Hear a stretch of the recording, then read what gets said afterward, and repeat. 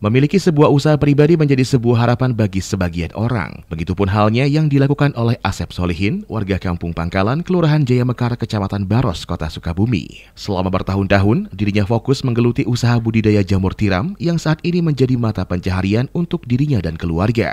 Dengan menggunakan peralatan tradisional yang masih seadanya, dirinya dibantu oleh sang istri melewati semua proses pembibitan jamur dari awal hingga panen. Saat ini, usahanya tersebut mampu menghasilkan jamur tiram sebanyak kurang lebih 50 kg perharinya, dengan sistem penjualan yang ia pasarkan kepada para pengepul dan penjual di pasar tradisional yang ada di Kota Sukabumi.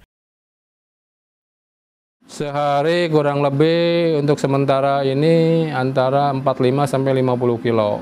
Kita dibagi dua pengepul, yang satu nanti sore datang ke sini ngambil. Nanti habis subuh kita berangkat ke pasar dengan nilai jual Rp12.000 per kilogram.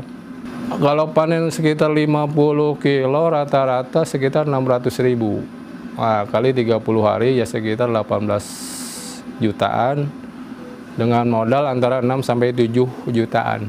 Ada selisih sekitar 11-12 jutaan sebulan. Sementara itu, sang istri menjelaskan bahwa untuk menjalankan usaha jamur tiram tersebut, persiapan dan kesiapan modal dan mental merupakan hal yang paling penting agar usahanya tersebut bisa bertahan dan terus berjalan. Yang pertama itu ya modal. Modalnya harus ada, yang terus mentalnya. Soalnya kan kalau bisnis jamur, maksudnya kalau hari-hari biasa, misalkan harganya normal gitu. Terus kalau pas lebaran kayak kemarin 2 hari kan nggak bisa ngejual. Nah gitu aja, harus siap mentalnya. Soalnya kan kalau banyak yang gagal, modal lagi gitu. Kalau modalnya kurang bisa berhenti gitu aja. Soalnya banyak yang kayak gitu.